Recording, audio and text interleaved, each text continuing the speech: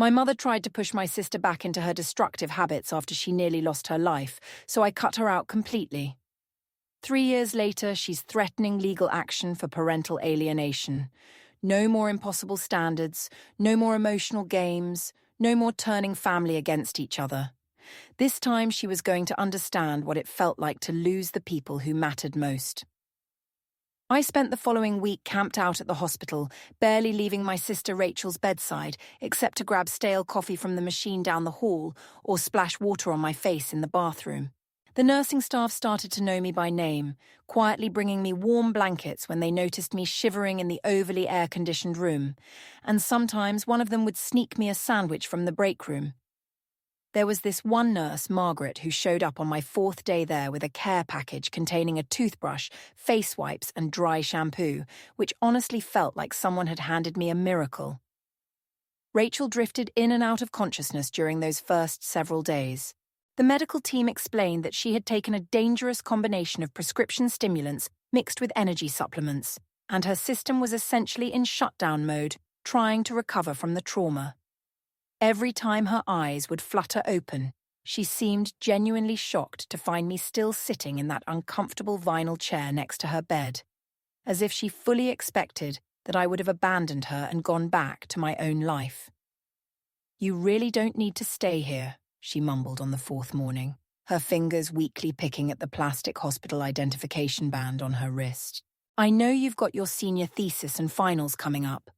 I pulled out my laptop from my backpack and showed her the screen with all my carefully worded emails to my professors, explaining that I had secured extensions on every single assignment. I left out the part where I had fabricated a family crisis, which wasn't exactly lying since this definitely qualified as an emergency. "I'm not leaving you," I told her firmly. The expression that crossed her face nearly shattered my heart into pieces. It was as though she couldn't comprehend the concept of someone choosing to prioritize her well-being without demanding perfection in exchange. When the doctors finally cleared Rachel for discharge 7 days after her admission, the attending physician pulled me into a quiet consultation room down the corridor. He stressed that she required constant supervision and ongoing psychological support, that what happened wasn't simply a physical medical emergency, but represented a much deeper mental health crisis. I sat there nodding, thinking about how I'd spent my entire childhood and teenage years watching my sister slowly crumble under the weight of expectations that no human being could possibly meet. "She can move in with me," I said, without even pausing to think it through. My apartment near campus was barely big enough for one person, but I would make it work somehow. Maybe my roommate Jessica would be understanding about the situation. Rachel had different ideas about the arrangement. "I need to get back to my own place," she insisted, and her voice had regained some of that familiar stubborn quality I remembered from when we were younger. "I've got major presentations scheduled for next week that I can't miss." I looked at her like she had just suggested we take a vacation to Mars. "Rachel, you nearly died. I'm pretty confident your professors will grant you extensions if you explain what happened." She shook her head with that determined look settling into her features. "I absolutely cannot fall behind schedule. Mom has always said that falling behind even once means you'll never catch up." "Mom isn't here right now," I interrupted her, probably with more edge in my voice than I intended. "And thank whatever higher power exists for that, because she's the entire reason you ended up in this hospital bed." Rachel physically flinched as if I had struck her across the face. For a brief moment, I genuinely thought she was going to jump to our mother's defense, offer excuses and explanations like she'd done countless times before, but instead she just stared down at her hands resting in her lap. "I honestly don't know how to exist any other way, Jenny," she whispered. That statement hit me harder than anything else could have because I understood exactly what she meant. When you've spent literally every day of your life being told that your value as a human being is directly tied to your accomplishments and achievements, who are you supposed to be without those external validations? I drove Rachel back to her apartment, which was located about an hour and 15 minutes from the hospital. The entire space was absolutely pristine, of course. Color-coded binders and folders were arranged by subject on her desk. Her daily planner was covered in highlighter marks, showing tasks and deadlines. Even the inside of her refrigerator was organized according to food categories and expiration dates printed on the labels. It looked like someone's productivity Pinterest board had come to life. "Good Lord, Rachel, when do you actually live your life?"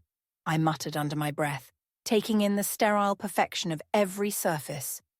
She ignored my question completely and headed straight toward her desk, where a towering stack of textbooks and research materials waited for her. I physically intercepted her path, blocking her way. Absolutely not happening. Doctor's orders. Rest comes first, everything else comes later. I guided her toward the couch and practically pushed her down onto the cushions. "When was the last time you watched a movie purely for entertainment without analyzing it for some academic purpose?" She blinked at me like I had asked her to solve a complex calculus equation in a language she didn't speak.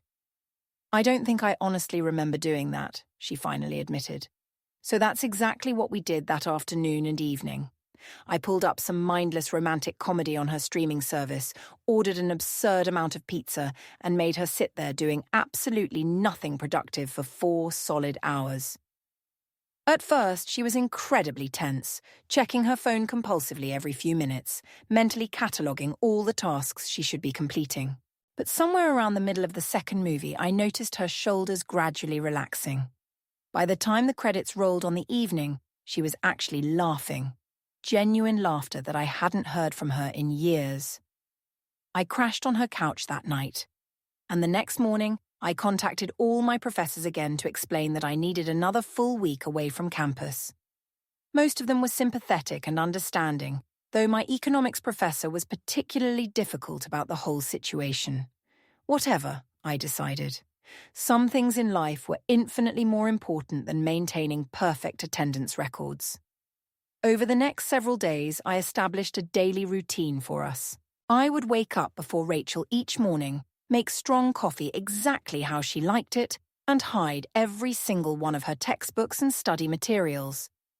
When she would emerge from her bedroom already looking anxious about all the work she wasn't doing, I would hand her a proper breakfast and distract her with conversations about anything completely unrelated to school or achievement or success.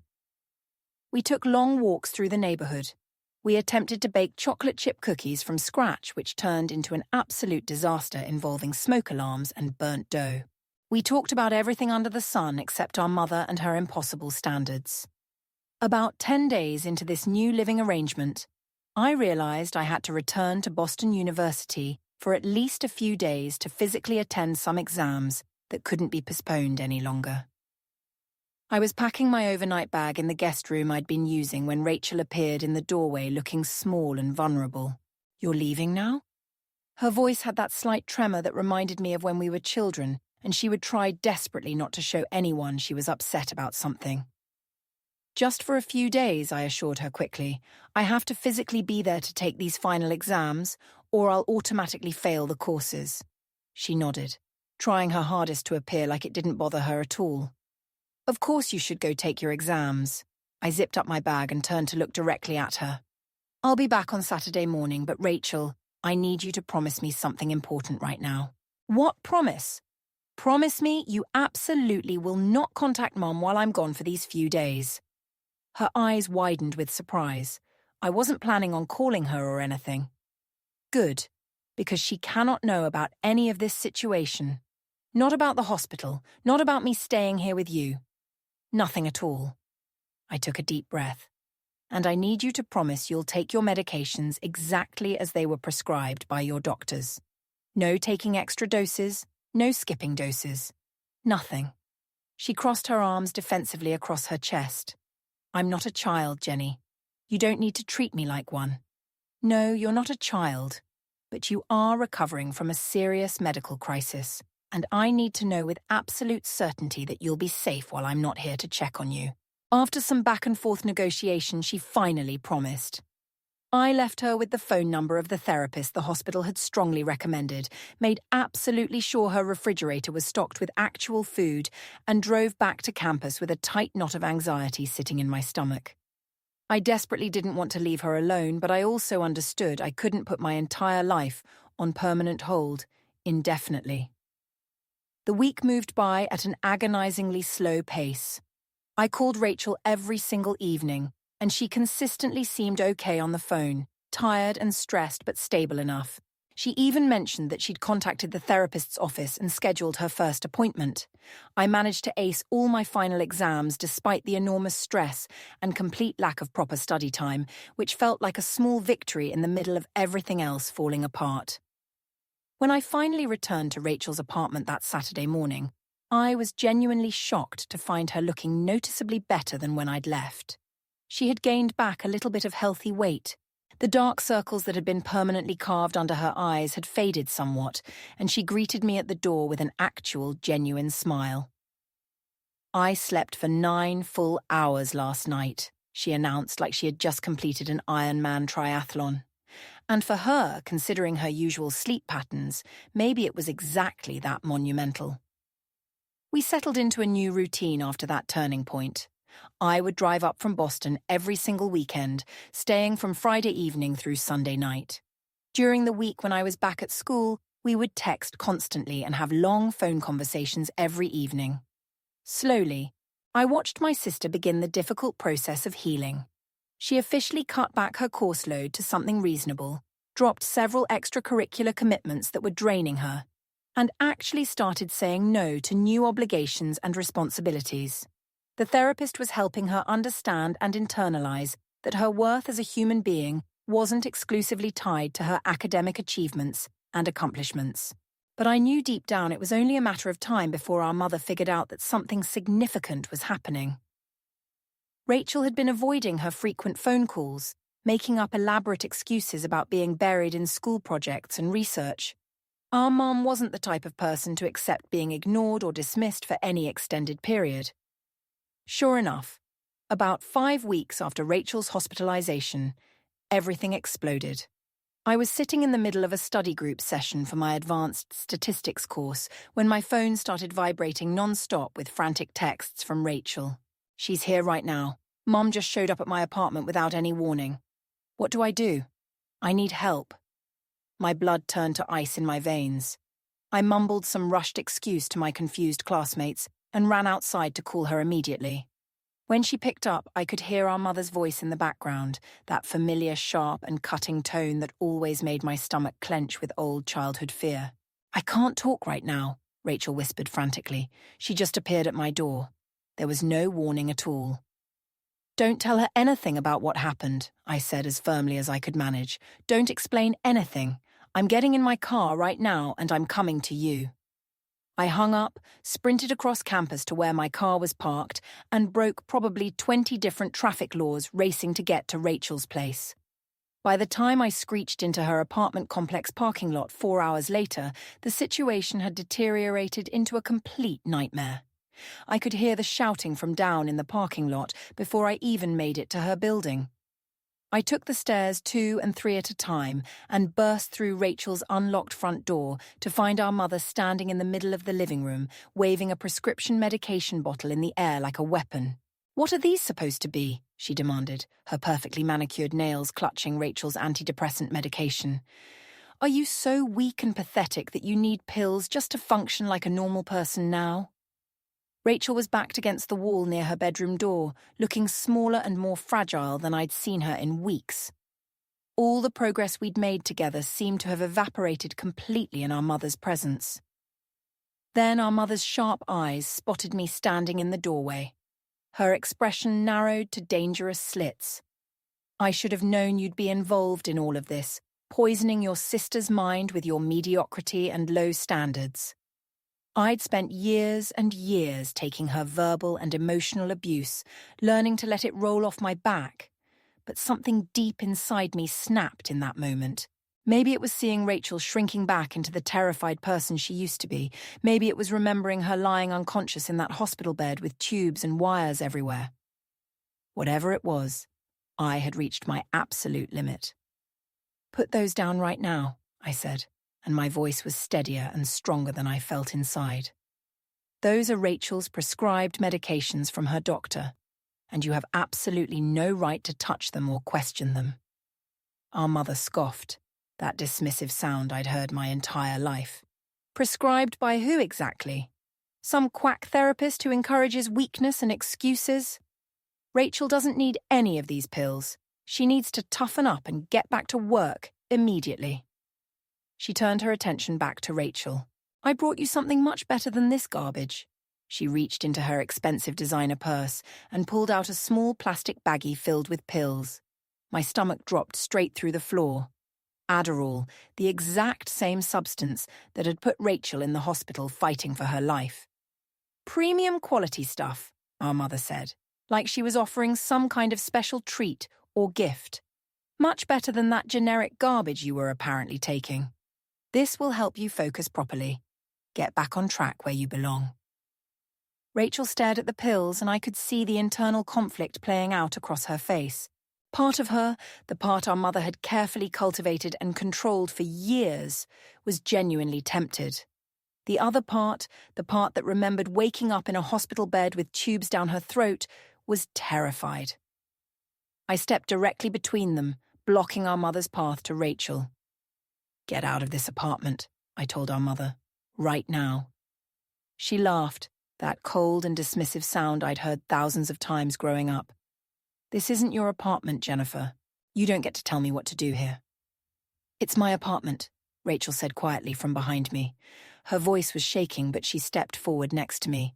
And I want you to leave now. Please leave. Our mother's face contorted with pure rage. After absolutely everything I've done for you, this is how you repay me? By listening to your complete failure of a sister? Jenny isn't a failure, Rachel said, her voice growing stronger with each word. She's at Boston University. She has real friends. She's actually happy with her life. She took a deep breath. And I want to be happy too, instead of miserable all the time.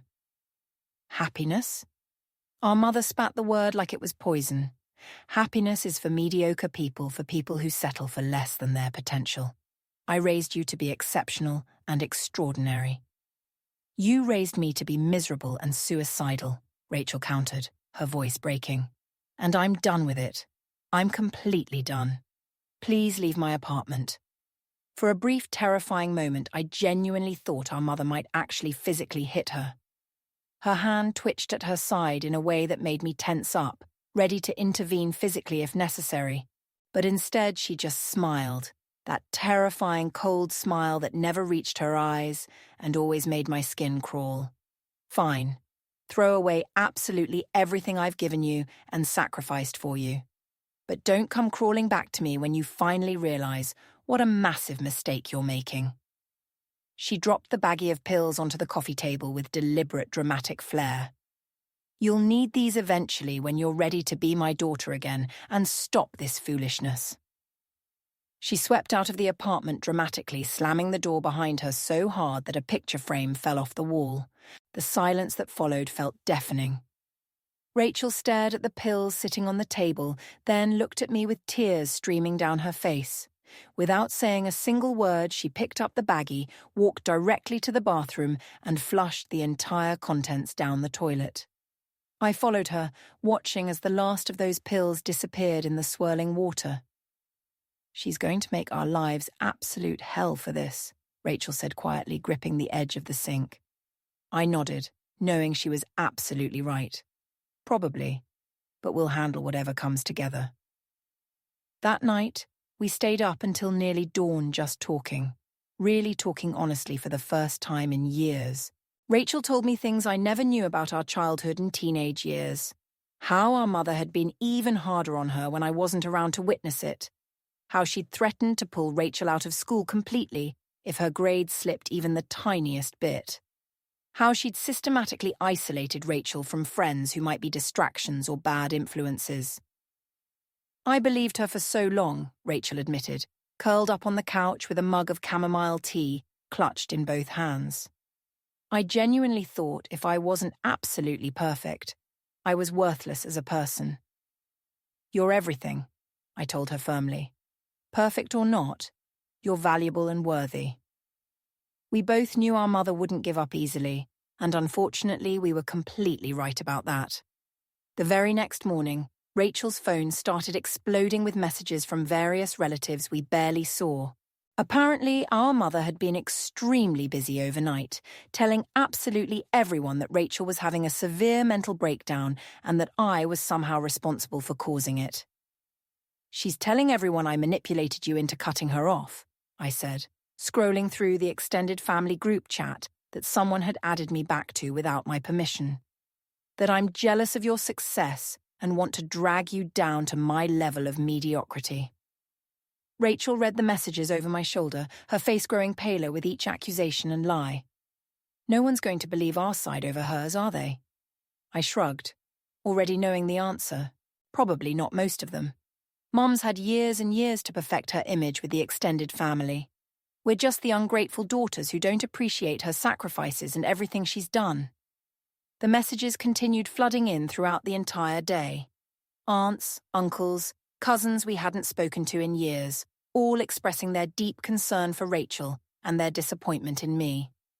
Some were subtle and indirect, gently asking Rachel if she needed help getting away from my negative influence. Others were more direct and brutal, telling me I should be deeply ashamed of turning my own sister against her mother. We made a joint decision to ignore every single one of them. What was the point in trying to defend ourselves to people who had already made up their minds based on our mother's version of events? But then things escalated to a whole new level. Rachel started receiving anonymous text messages from numbers she didn't recognize at all. At first, they were just vague warnings about making a huge mistake. Then they got progressively more specific, more personal, more threatening. "You'll regret cutting her off forever. Everyone knows the real truth about you. Your sister is poisoning your mind against your family. Wake up before it's too late. Your mother only wants what's best for you, unlike certain other people." I urged Rachel strongly to change her phone number immediately, but she was extremely reluctant. "That's letting her win," she argued stubbornly. "It's not about winning or losing," I countered. "It's about protecting your mental health and peace of mind." The breaking point came about a week later. Rachel was studying at her university library when someone approached her table. A distant cousin she barely knew who happened to attend the same school. The cousin made a complete scene, loudly accusing Rachel of breaking our mother's heart and letting me manipulate her away from her family. Security had to escort the cousin out of the building, but the damage was already done. Everyone in the library had witnessed the confrontation. Rachel called me absolutely sobbing. "I can't do this anymore," she cried. "Everyone's staring at me like I'm either completely crazy or the cruelest person alive." That night, I helped her go through the process of changing her phone number.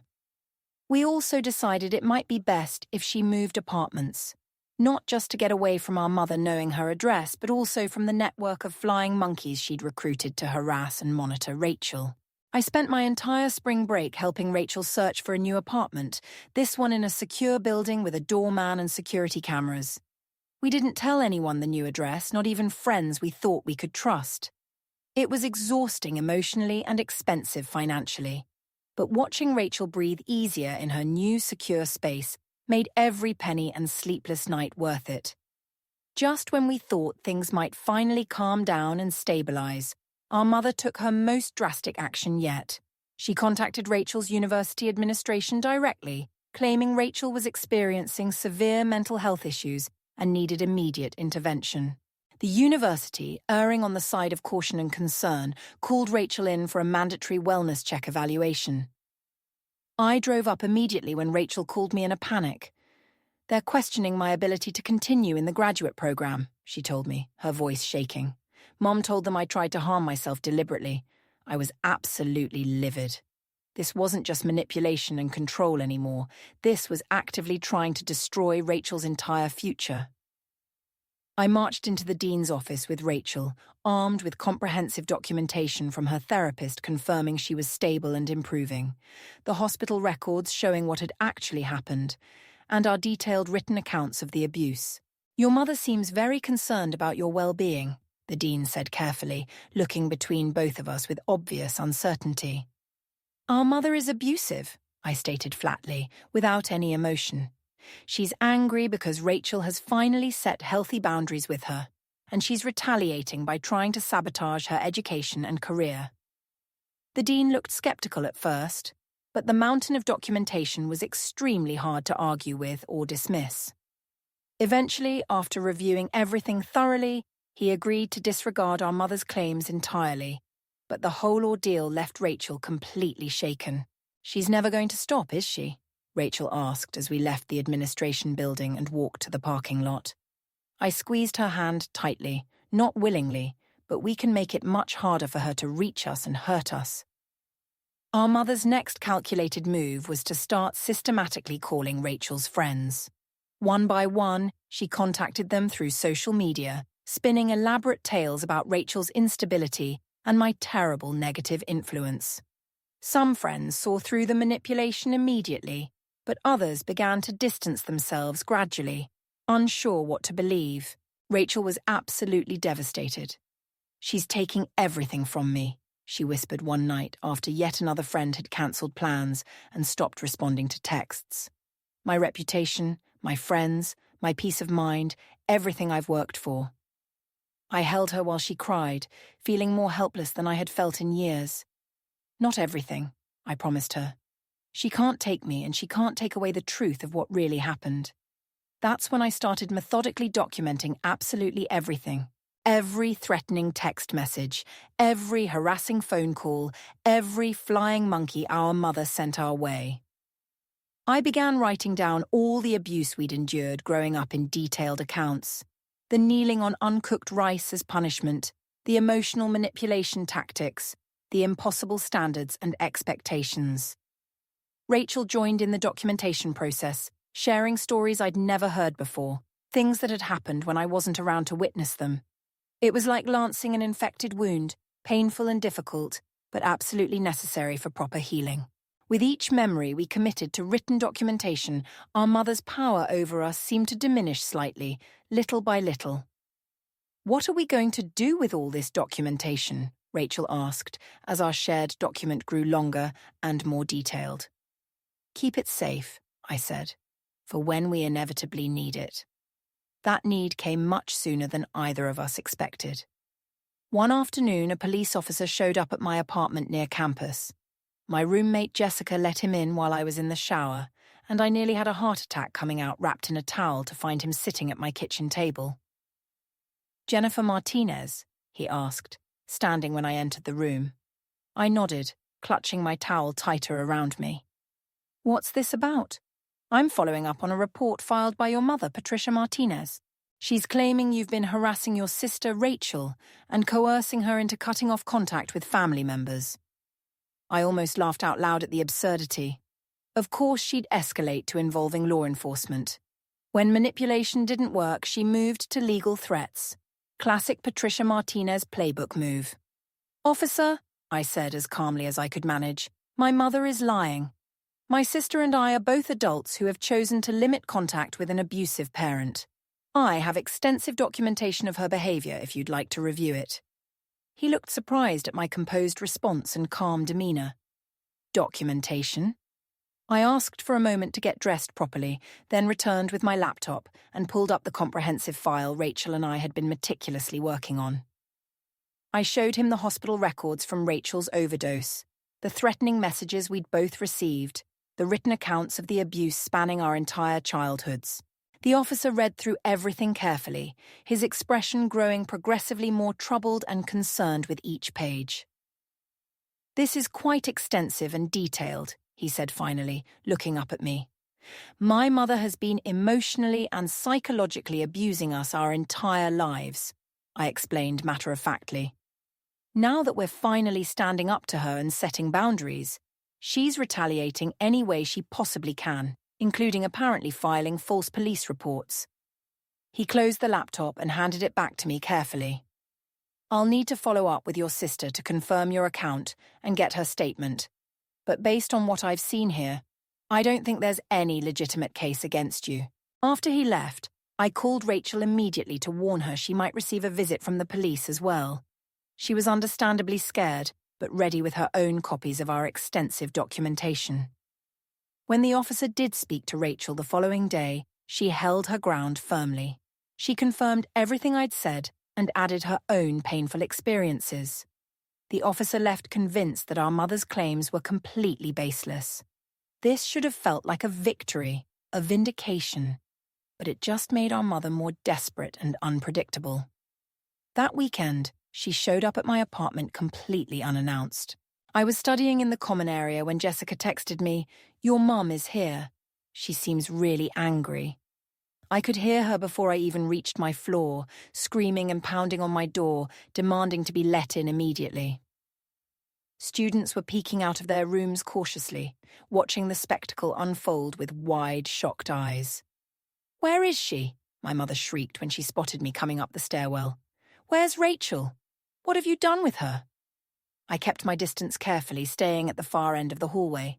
"Mum, you need to leave right now. You're making a scene and disturbing everyone." "Don't tell me what to do," she lunged toward me aggressively, but a couple of guys from the football team who lived on my floor quickly stepped between us protectively. "You've poisoned her against me completely. You've always been jealous of her success and achievements." I pulled out my phone calmly. "I'm calling campus security if you don't leave immediately," she laughed, that horrible cold laugh that sent chills down my spine. "Go ahead, call them. I'll tell them how you've manipulated your sister systematically, turned her against her entire family." I dialed the number while maintaining direct eye contact with her. "Campus security?" "Yes. There's a woman causing a major disturbance on the 4th floor of Harrison Hall. She's screaming and threatening students." "Yes. I'll stay on the line." My mother's face contorted with pure rage. "This isn't over, Jennifer. I'm going to sue you for defamation and parental alienation. I'll make absolutely sure everyone knows exactly what you've done to this family." Security arrived within minutes and escorted her off campus. I watched from my window as they walked her to her car, her designer heels clicking angrily on the pavement, her back rigid with fury and indignation. That night, I got a message from my cousin Marcus, warning me that my mother was indeed talking to lawyers about potentially suing me. I wasn't particularly surprised, but I was emotionally exhausted. How much longer could this possibly go on? I met with a legal advisor at the university the very next day, who assured me that any case my mother might bring would be virtually impossible to win. Defamation requires proving that you've intentionally said things that are provably untrue and caused measurable damage to her reputation, he explained patiently. "From what you've shown me in your documentation, everything you've documented is completely factual and truthful. Still, the threat of legal action hung over both of us like a dark cloud. Rachel was especially worried, terrified that being dragged into a lawsuit would negatively affect her standing at school and her future career prospects. We need to end this, I told her during one of our weekend visits. Once and for all, completely. How? She asked, looking as tired and defeated as I felt inside. She's never going to stop on her own. I thought about the situation for a long time, weighing all our options. Then, I made a decision that would change absolutely everything.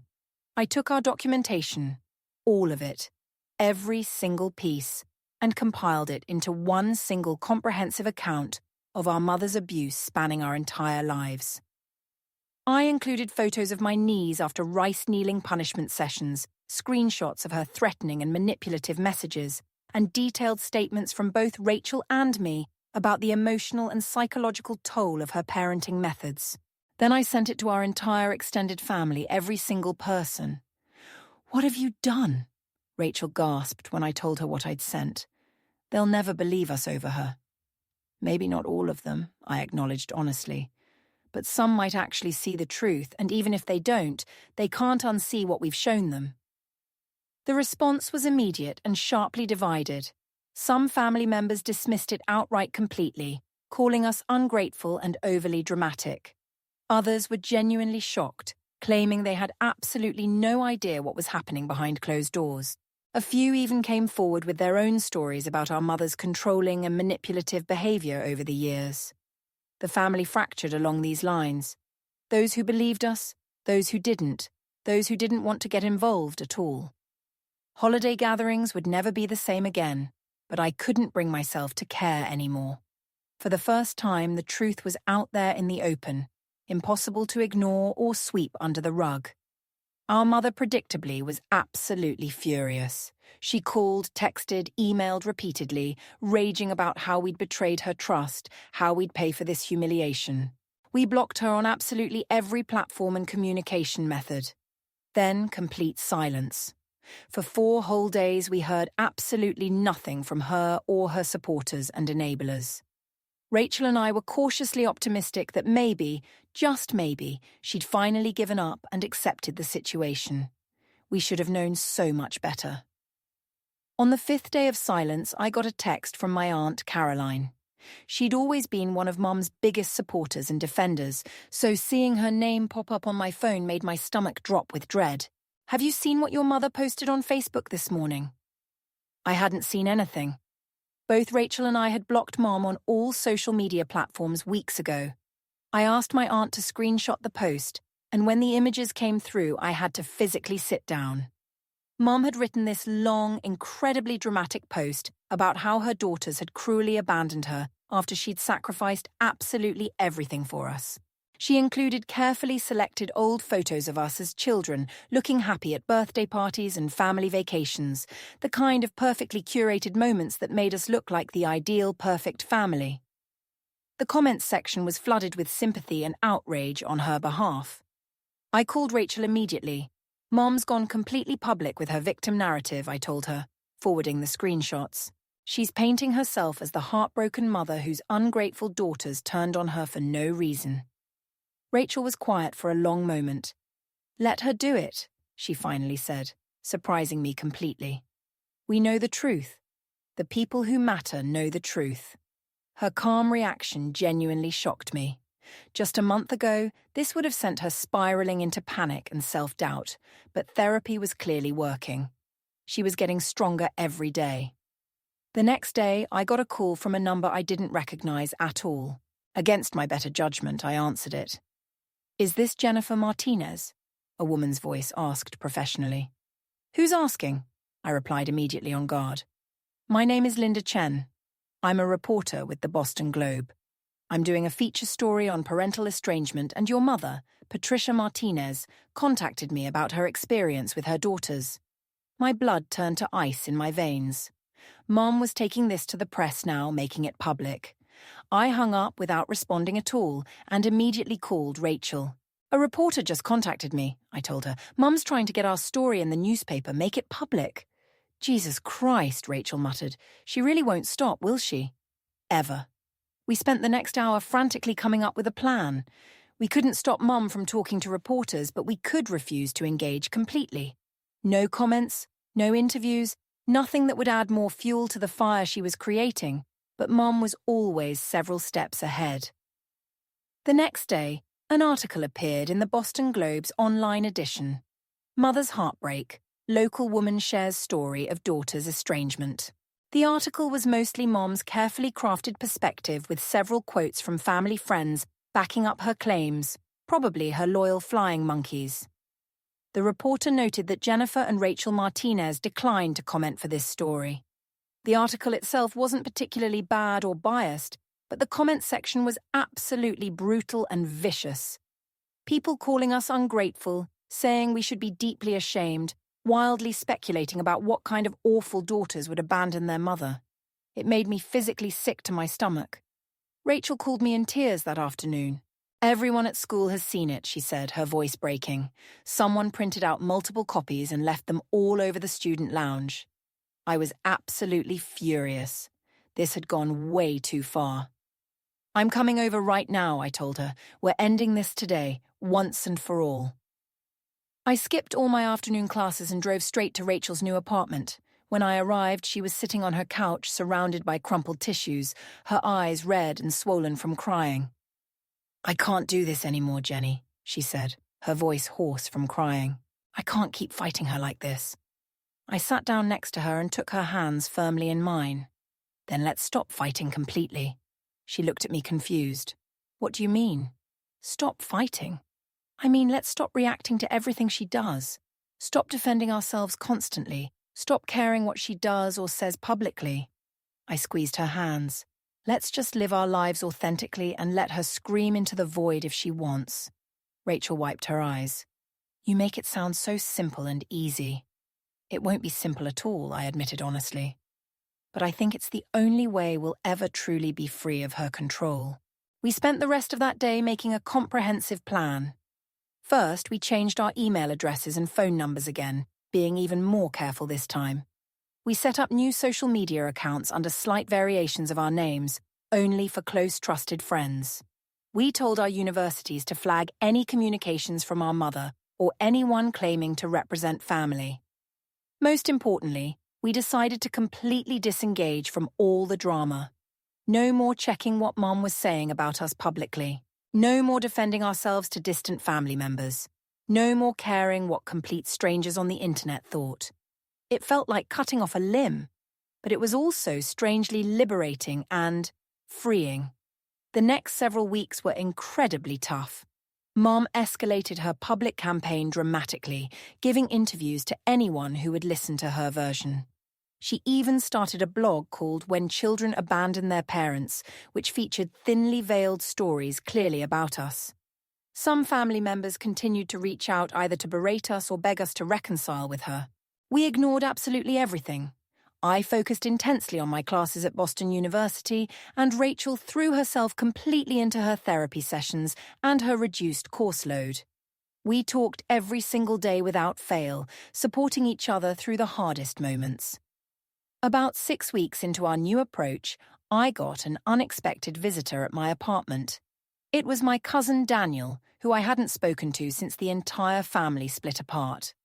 I was extremely wary when I saw him standing outside my door, but he quickly raised both hands in surrender. I come in peace, I promise, he said. Can we please talk for a few minutes? I let him in cautiously, keeping my guard up.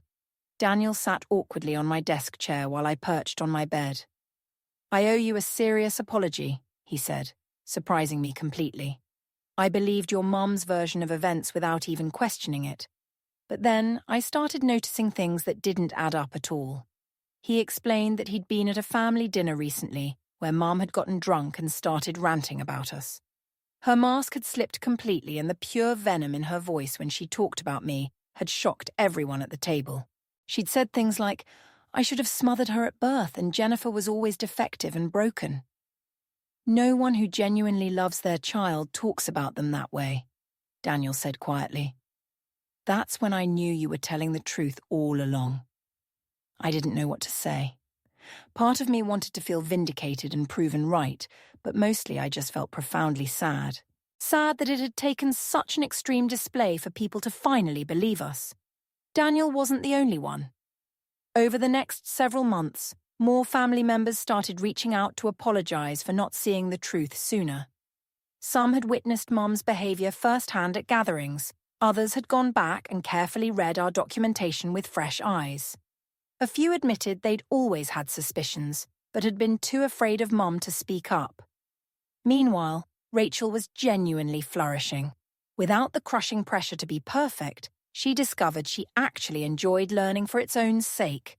She maintained a reasonable course load, started a small study group with supportive friends, and even began dating someone from her psychology class. She still had difficult days, still struggled with the internalized voice in her head that sounded exactly like Mom. But those days became progressively less frequent. I was doing pretty well too. My grades at Boston University were solid and consistent, not perfect, but genuinely good enough. I made some real authentic friends who liked me for who I actually was, not what I achieved. I even joined the campus photography club, something I'd always wanted to try but never had time for when I was constantly trying to be Rachel's perfect role model. 8 months after our complete disengagement from Mom, I got a strange email from an address I didn't recognize. The subject line was simply your mother. I almost deleted it without reading, but something made me open it. It was from my mother's sister, my aunt, Sharon, who I hadn't heard from in years. She'd never been particularly close to Mom, having moved across the country right after college. I thought you should know that your mother has been hospitalized, the email read simply. She had what they're calling a psychiatric episode at her workplace. She was screaming about ungrateful children and had to be sedated by paramedics. They're keeping her for psychiatric observation. I'm her emergency contact since she apparently has no one else. I forwarded the email to Rachel with a simple question. What do you want to do about this? Her response came back an hour later. Nothing. We do nothing. It seemed cold and harsh, but we both knew it was the right choice. Getting involved would only drag us right back into her toxic orbit. We'd spent our whole lives trying to fix her, to please her, to be what she wanted. We were done. Aunt Sharon kept us updated over the next few weeks. Mum was officially diagnosed with narcissistic personality disorder, which surprised exactly no one who knew her. She was prescribed medication and intensive therapy, but according to Sharon, she wasn't taking either seriously. She was still fixated on us, still convinced we were the problem. She'll never change, Rachel said when I shared this update with her. But we have changed, and we've grown. And we had changed. 1 year after Rachel's overdose, we were both completely different people. Stronger, happier, free from the crushing weight of impossible expectations. Rachel graduated with her master's degree that spring. Not as valedictorian, not with a perfect 4.0 GPA, but with a solid education and her mental health intact. I flew in for the ceremony, and we took about 1 million selfies together in her cap and gown. Did you ever think we'd actually get here? She asked as we sat on her apartment floor that night, eating takeout straight from the containers. Honestly, no, I admitted. There were times I genuinely thought Mum would destroy us both completely. Rachel nodded, pushing her noodles around thoughtfully with her chopsticks. She almost did destroy us, but we're still here, still surviving. We clinked our soda cans together in a toast. Still here, I echoed. Mum continued her public campaign against us for a while longer, but it gradually lost steam as fewer people paid attention. The family members who believed her version dwindled as more of them saw her true colours. Eventually, even the most loyal flying monkeys got tired of her constant drama. I graduated from Boston University 2 years later. Rachel flew out for my ceremony, and we recreated the selfies we'd taken at her graduation. Neither of us had heard directly from Mom in over 4 years by that point. According to family gossip, she'd moved to Arizona and was telling everyone there about her estranged daughters who cruelly abandoned her. Do you ever miss her? I asked Rachel as we sat on the beach the day after my graduation. It was something we rarely talked about openly. Rachel thought about it for a long moment watching the waves. I miss the mom I always wished I had, she finally said. Not the mom we actually got. I nodded. That summed it up absolutely perfectly. We still have bad days sometimes. Days when Mum's voice creeps back into our heads, telling us we're not good enough, not working hard enough, not perfect enough. But those days get fewer and farther between. Rachel is working as a school counselor now, using her own painful experiences to help kids who are struggling with pressure and expectations. I'm at a tech startup doing work I genuinely enjoy with people I actually like. We talk almost every single day and visit each other at least once a month. Last Christmas, we rented a cabin in the mountains, just the two of us. No family drama, no impossible standards, no walking on eggshells constantly. We built a fire, drank hot chocolate, and exchanged simple, thoughtful gifts. It was the best holiday either of us could remember in our entire lives. If you're not first, you're last, Mum always said. Well, we're neither first nor last. We're just us, living our lives. And finally, that's enough. Rachel works with teenagers now, and sometimes she calls me after particularly difficult days. There was this girl today, she told me one evening, her voice thick with emotion. 16 years old, panic attacks before every test, parents demanding nothing less than perfection. I saw myself in her eyes, Jenny. I could hear the pain in her voice, but also something else, something stronger. What did you tell her? I asked. I told her that her worth isn't measured by her achievements, that she's valuable just as she is. Then I gave her the number of a therapist. Rachel paused.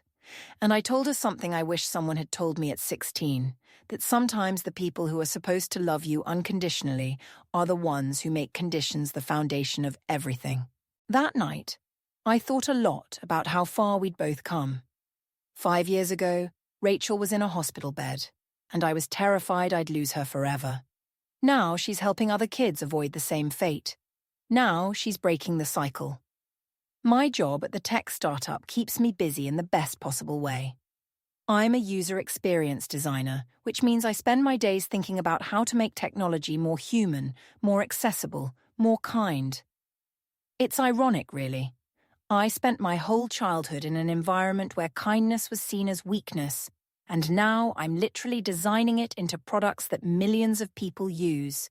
My boss, Miriam, is this incredibly brilliant woman in her 50s who reminds me of what a healthy mother figure might look like. She pushes me to grow professionally, but she also asks about my life outside work. She notices when I'm stressed and tells me to take breaks. When I stayed late 3 nights in a row last month, she called me into her office. "Jenny, your work is excellent," she said, "but I need you to go home. Rest. Have a life. This will all be here tomorrow." I almost cried. The idea that someone valued my well-being more than my output was still so foreign to me, even after all these years of healing. But I'm learning. We're both learning. Rachel and I have this tradition now. Every Sunday evening, no matter what, we video call for at least an hour. Sometimes we talk about our weeks, our jobs, our lives. Sometimes we just sit there in comfortable silence, her reading a book while I work on a design project. Sometimes we talk about Mom. The conversations about her have changed over the years. In the beginning, right after we cut contact, every mention of her was charged with anger and pain and fear. We'd rehash old wounds, remind each other of her cruelty, reinforce our decision to stay away. Now, the conversations are different. They're calmer, more reflective. We can acknowledge that she's a deeply damaged person without letting that excuse what she did to us. We can feel compassion for whatever made her that way without taking responsibility for fixing her. "Do you think she ever thinks about us?" Rachel asked during one of our Sunday calls. Like, genuinely thinks about us as people, not as extensions of herself or reflections of her success? I considered the question carefully. Honestly, I don't know. I think in her mind, we're still the ungrateful daughters who betrayed her. I don't think she's capable of the kind of self-reflection it would take to see her role in all this. Rachel nodded slowly. The therapist says that's probably true. People with her level of narcissism rarely develop real insight. They can't tolerate the vulnerability it would require. "It's sad," I said. "It really is incredibly sad." We sat in silence for a moment, both of us feeling the weight of that sadness. Not for ourselves anymore, but for her. For the life she could have had if she'd been capable of real love instead of conditional approval. For the relationships she destroyed in pursuit of some impossible standard of perfection. My phone buzzed with a text from Daniel. Over the past few years, he'd become one of our biggest supporters in the family. He'd taken it upon himself to quietly combat Mum's narrative whenever it came up at family gatherings. The text read, "Your mum was at Thanksgiving. She spent 2 hours talking about you both. Weirdly, not all negative. She actually bragged about Rachel's job and your work at the startup. Very strange." I showed the text to Rachel. She laughed, but it was a bitter sound. "Of course she's bragging about us now," Rachel said. "Now that we're successful despite her, not because of her. Now that she can take credit for our achievements without having to deal with us as actual human beings. It's the perfect situation for her. All the pride, none of the relationship." I thought about that for a long time after we hung up. Mom could brag about having a daughter who's a school counselor and another who's a UX designer at a successful startup. She could take credit for raising us, for pushing us, for making us strong. What she couldn't do was call us. Couldn't ask about our lives. Couldn't meet the person Rachel was dating. Couldn't see the apartment I'd just moved into. She'd traded real relationships for the appearance of success, and in her mind, she'd probably gotten the better deal. Around this time, I started dating someone. His name was Marcus, and he worked in marketing at a completely different company. We met at a friend's birthday party, and what struck me first was how easy he was to be around. No games, No tests, no hidden expectations. On our third date, I knew I needed to tell him about my family situation. It felt dishonest not to, like I was hiding some fundamental part of who I was. So over dinner at this little Italian place, I took a deep breath and just said it. I don't have a relationship with my mother. She was abusive, and my sister and I cut contact about 5 years ago. Marcus put down his fork and looked at me with these kind, serious eyes. "Thank you for trusting me with that," he said. "Do you want to talk about it? Or would you rather not?" The fact that he gave me the choice, that he didn't pry or demand details or try to fix it, made me want to tell him everything. So I did. I told him about the rice, the impossible standards, Rachel's hospitalization, the years of harassment. He listened without interrupting, and when I finished, he reached across the table and took my hand. "I'm so sorry you went through that," he said simply. "You and your sister are incredibly brave." "Not brave," I corrected. "Just surviving." "That's what bravery is," he said. "Surviving when giving up would be easier." We've been together for 2 years now. He's met Rachel, obviously, and they get along great. Sometimes the three of us have dinner together, and there's this moment I keep having where I look around the table and feel overwhelmed with gratitude. This chosen family we've built, this small circle of people who love us without conditions. It's everything. Marcus never pushes me to reconcile with Mom.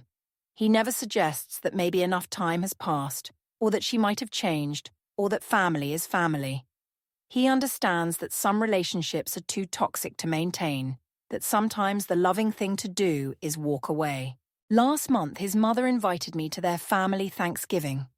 I almost said no. The idea of sitting at someone else's family table, watching their presumably functional family dynamics, felt terrifying.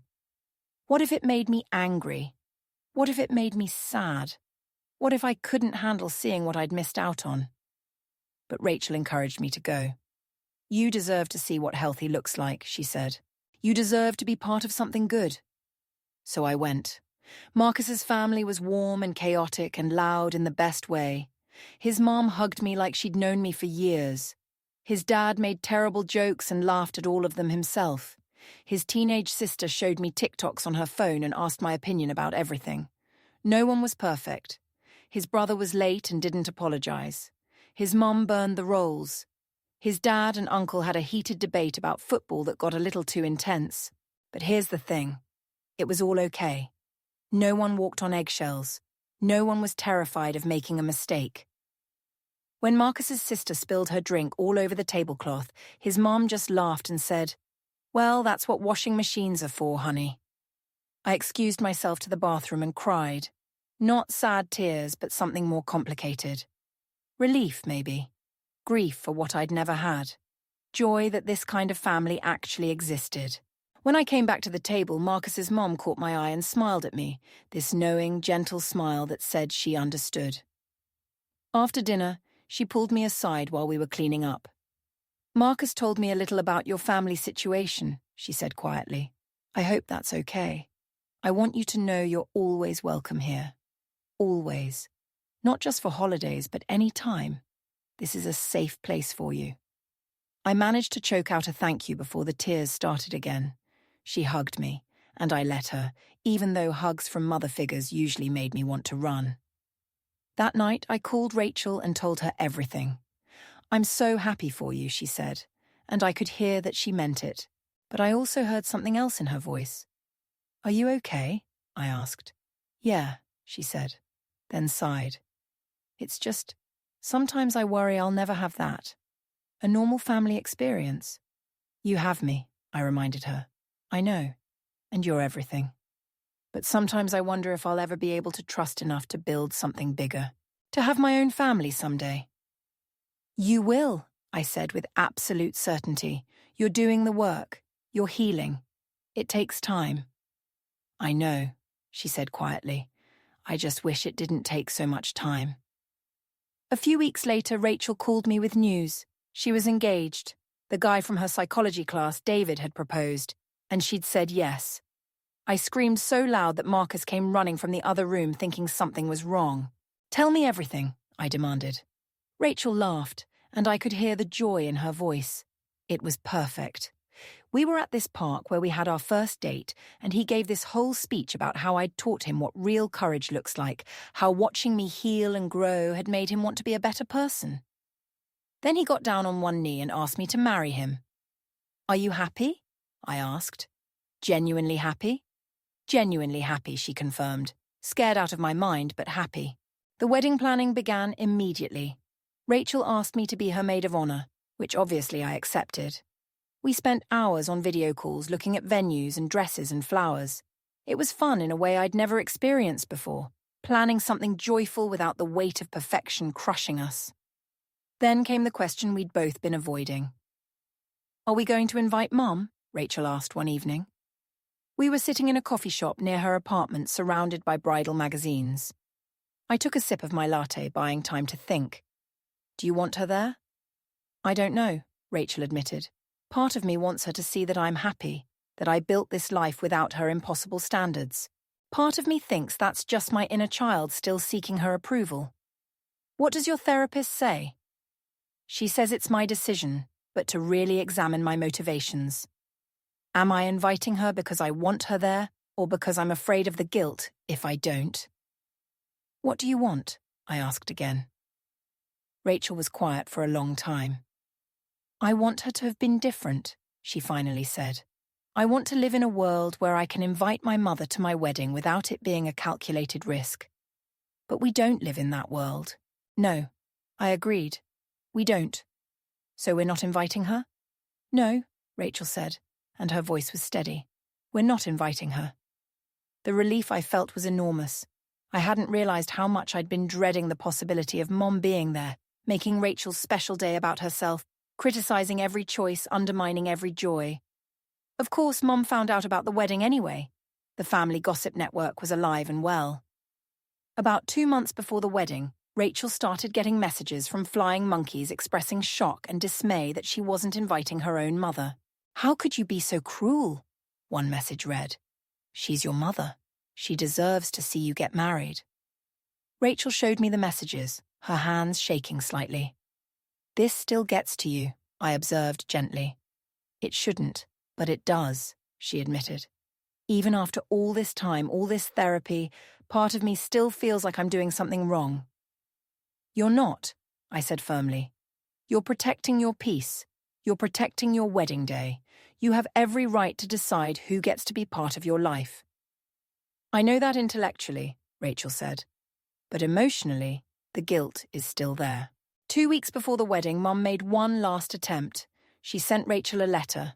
Not an email or a text, but an actual physical letter, which somehow made it feel more weighty, more significant. Rachel called me when it arrived. "There's a letter from Mum," she said. "I don't know if I should read it." "Do you want me to read it first?" I offered. "Screen it for you. Would you?" The relief in her voice was palpable. I drove over immediately. The letter was 3 pages long, handwritten on expensive stationery. I steeled myself and began to read. It started with congratulations on her engagement, which seemed promising. But by the second paragraph, it had devolved into familiar territory.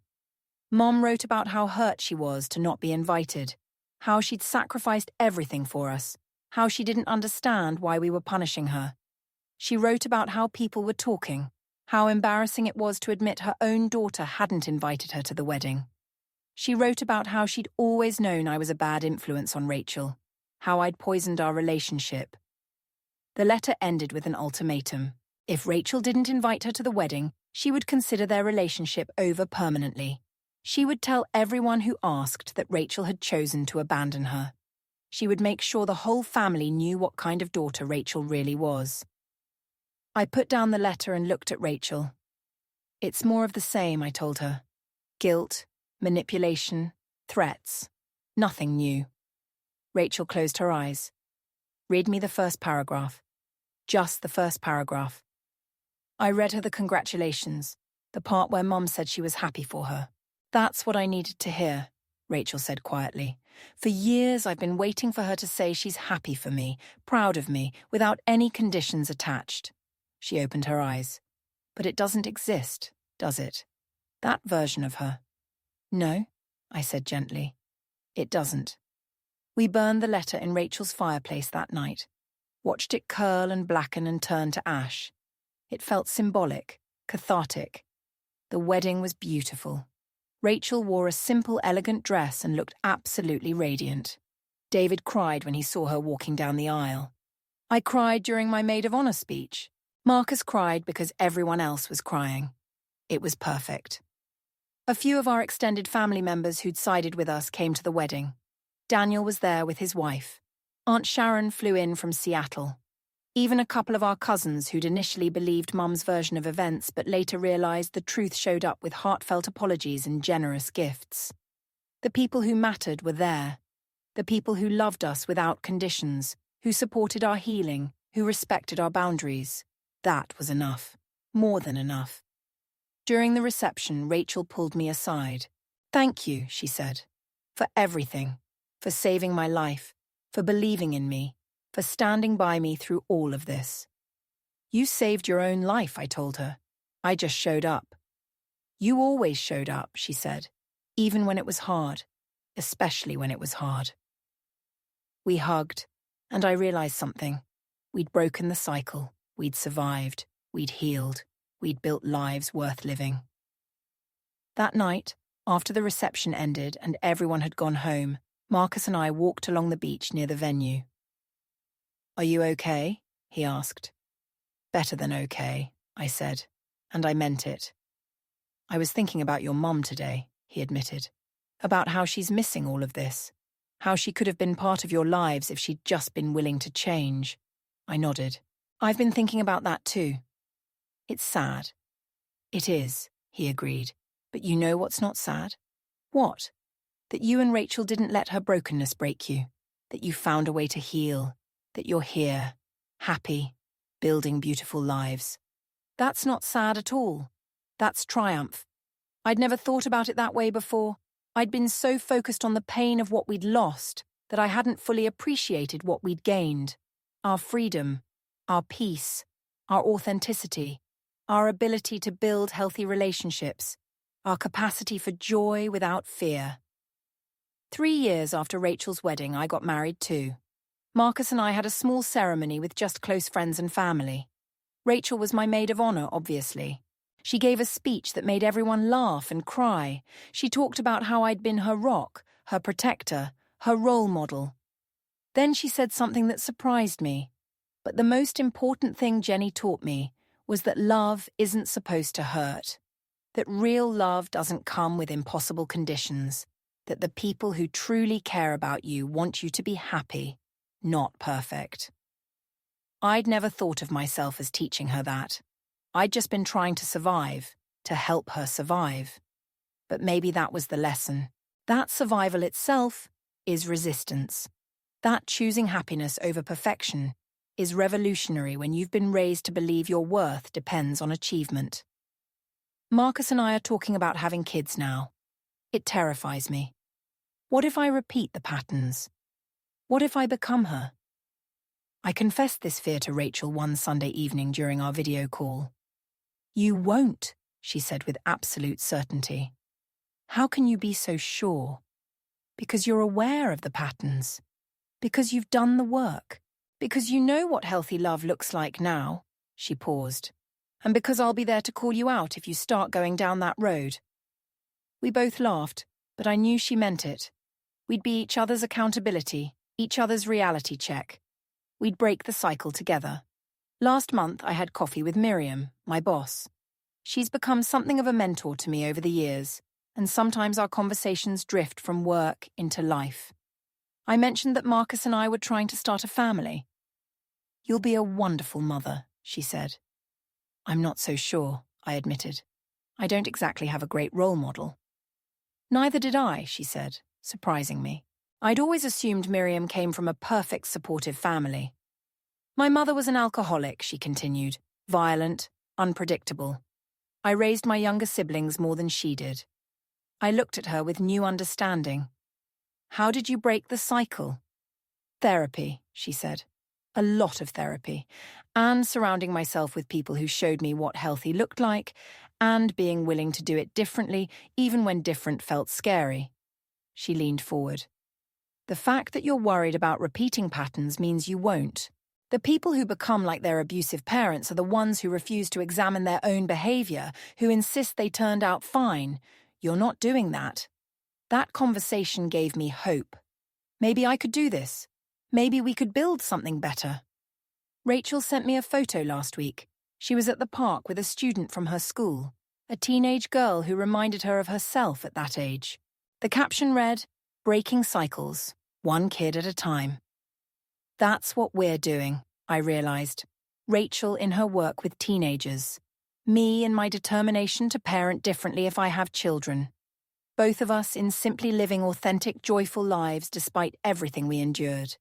We're breaking cycles. Sometimes I think about what I would say to my younger self. The 8-year-old kneeling on rice, crying quietly so Mom wouldn't hear. The 16-year-old convinced she was a disappointment because she wasn't as perfect as her sister. The 20-year-old finding Rachel unconscious on her apartment floor. I would tell her, "You're going to survive this. More than survive. You're going to build a life full of love and meaning and joy. The person you're afraid of becoming has no power over the person you'll choose to be." I would tell her, "Your sister is going to be okay. You're both going to be okay. Better than okay." I would tell her, "The voice in your head that sounds like your mother will get quieter. Some days you won't hear it at all. And the days you do hear it, you'll have the strength to tell it to shut up." I would tell her, "You'll find people who love you without conditions, who celebrate your successes without needing to take credit, who support you through failures without making you feel worthless. This kind of love exists." I would tell her, 5 years from now, 10 years from now, you'll be sitting on a beach somewhere and realize you're genuinely happy. Not perfect, not achieving at some impossible level, just happy. And that will feel like the greatest success of all. But I can't tell my younger self any of these things. So instead, I'll tell you. If you're reading this, if you're listening to this, if any part of this story resonates with you, I want you to know something. You deserve love without conditions. You deserve peace. You deserve to be valued for who you are, not just what you accomplish. And if the people who are supposed to love you can't see that, it's their failure, not yours. Breaking away is hard. Healing is hard. Building a life different from the one you were raised to expect is hard. But it's possible. Rachel and I are living proof. We still have hard days. We still struggle. We still hear our mother's voice in our heads sometimes, telling us we're not enough. But we have good days too. More good days than bad now. We have chosen family and meaningful work, and relationships built on mutual respect. We have Sunday evening video calls, and inside jokes, and the bone-deep knowledge that we'll always show up for each other. We have our freedom. Last week, I was driving home from work, and this song came on the radio. I don't even remember what song it was, but something about it made me feel this overwhelming sense of gratitude. Gratitude for Rachel, for surviving and thriving. Gratitude for Marcus, for showing me what healthy love looks like. Gratitude for the family we've chosen, for Miriam and Daniel and Aunt Sharon and all the others who saw the truth and stood by us. Gratitude for my younger self, for holding on when things were darkest. Gratitude for the life I get to live now, imperfect and messy and absolutely beautiful. I pulled over because I was crying too hard to drive safely. I sat there in a random parking lot, crying tears of relief and joy and grief all mixed together. Then I called Rachel. "I'm grateful for you," I said when she picked up. "I know this is random, but I needed to tell you." "I'm grateful for you too," she said, and I could hear the smile in her voice. "Every single day." "We're okay," I said. "We're really okay." "We really are," she agreed.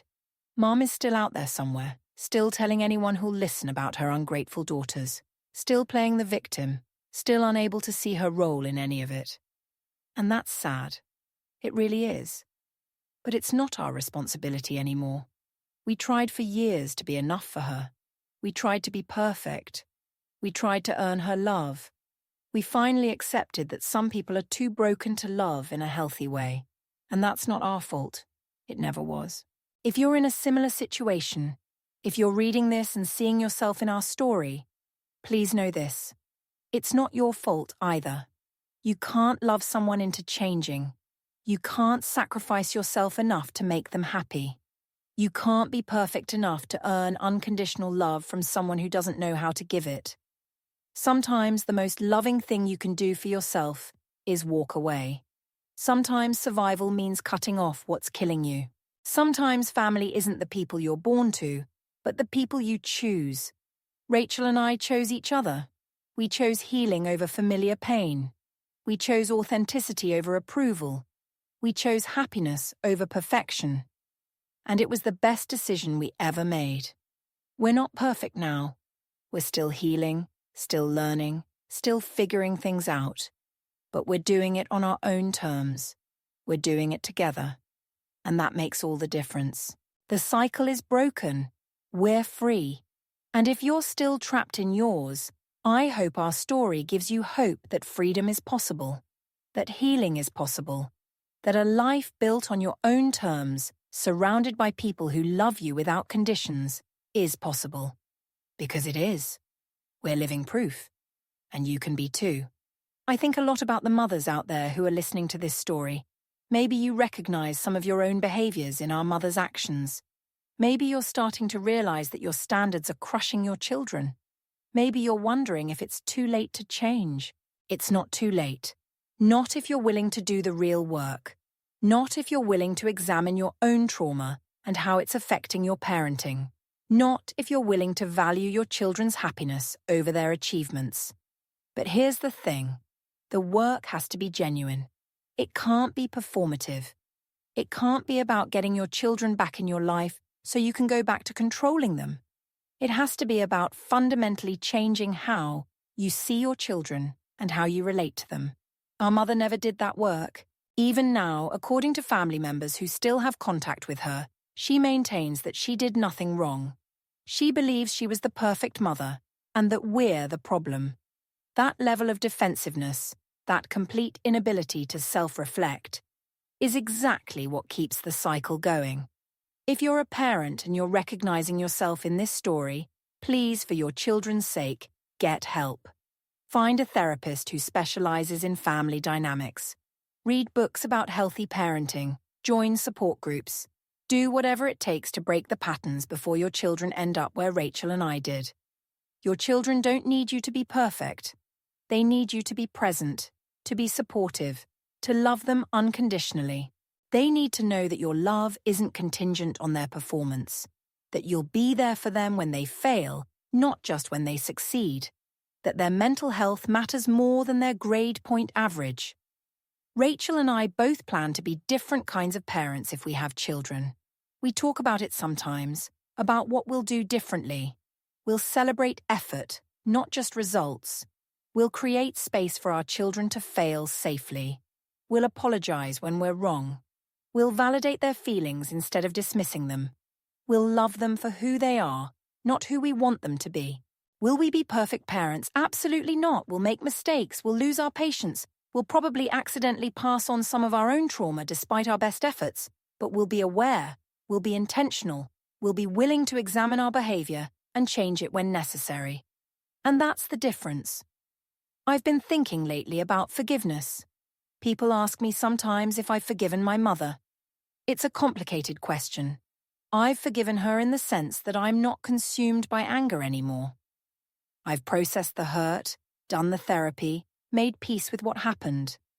I've forgiven her in the sense that I understand she's a product of her own trauma, her own unhealed wounds. But forgiveness doesn't mean reconciliation. It doesn't mean pretending nothing happened. It doesn't mean giving her another chance to hurt us. I can wish her well from a distance while maintaining firm boundaries. I can hope she finds peace while refusing to sacrifice our peace to give her what she wants. That's what healthy forgiveness looks like for us. Not reunion, but release. Not forgetting, but moving forward. Rachel feels similarly. She's more generous in some ways, more willing to believe our mother might change someday. But she's also clear that until and unless Mum does serious therapeutic work and takes real accountability, there's no path back into our lives. We're not waiting for her to change. We're not holding our breath for an apology that will probably never come. We're just living our lives, building our futures, being happy. And if that makes us the villains in her story, so be it. We're the heroes of our own story, and that's what matters. There are people who think we're too harsh, who think 5 years is long enough that we should reach out, that everyone deserves a second chance. What they don't understand is that our mother has had hundreds of chances. Every time she made Rachel kneel on rice, she had a chance to stop. Every time she screamed at us for not being perfect, she had a chance to change. Every time she saw us hurting and doubled down instead of listening, she had a chance to be different. She chose not to take those chances. She chose her need for control over her relationship with us. She chose the appearance of success over genuine connection. Those were her choices, and we're living with the consequences. But so is she. She doesn't get to see Rachel working with teenagers, helping them avoid the fate she almost suffered. She doesn't get to see me thriving in my career, in my relationship, in my life. She doesn't get to be part of the family we're building, the joy we're creating, the healing we're experiencing. She traded all of that for her pride, for her unwillingness to admit she might have been wrong. That's on her, not us. I want to say something to the siblings out there who are watching their brothers or sisters suffer under impossible expectations. You can't fix them. You can't love them enough to undo the damage. You can't be perfect enough to take the pressure off them. But you can be there. You can be the voice that says, "You're valuable beyond your achievements." You can be the safety net when they fall. You can be the one who shows up again and again, even when it's hard. That's what I tried to do for Rachel. I didn't always succeed. There were times I was selfish, times I was too caught up in my own life to see how much she was drowning. But when it mattered most, I showed up. And sometimes, that's enough. If you're the high-achieving sibling, the golden child, I want you to know something too. It's not your fault. The pressure your siblings feel, the comparisons, the impossible standards, none of that is your fault. You didn't ask to be held up as the example. You didn't ask for your achievements to be weaponized against your siblings. Be kind to yourself, and if possible, be an ally to your siblings. Let them know you see the unfairness. Let them know you don't buy into the comparison game. Let them know you love them for who they are, not what they accomplish. That solidarity matters more than you might realize. Marcus asks me sometimes if I have regrets, if there's anything I would have done differently. I think about this question a lot. Would I have stood up to my mother sooner? Maybe. But I was a child, and children shouldn't have to protect themselves from their parents. Would I have gotten Rachel help before she ended up in the hospital? God, yes. But I didn't know how bad things had gotten. She hid it so well. Would I have cut contact earlier, saved us both years of harassment and pain? Possibly. But we needed to try everything else first.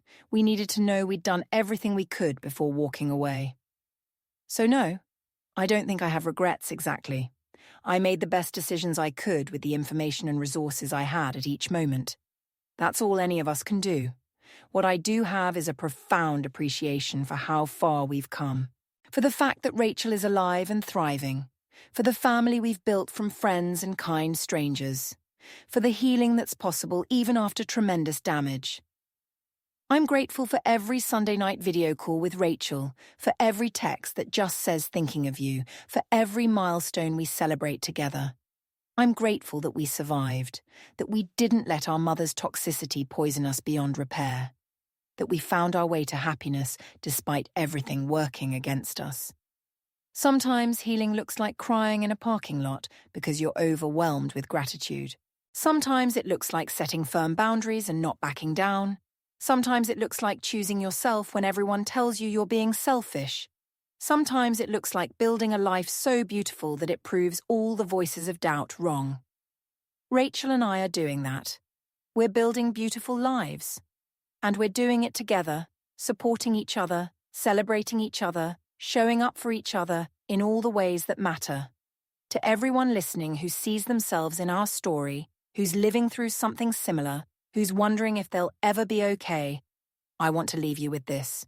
You will be okay. Maybe not today, maybe not tomorrow, but someday you'll find yourself laughing with friends, or succeeding at work, or falling in love, or just enjoying a quiet morning.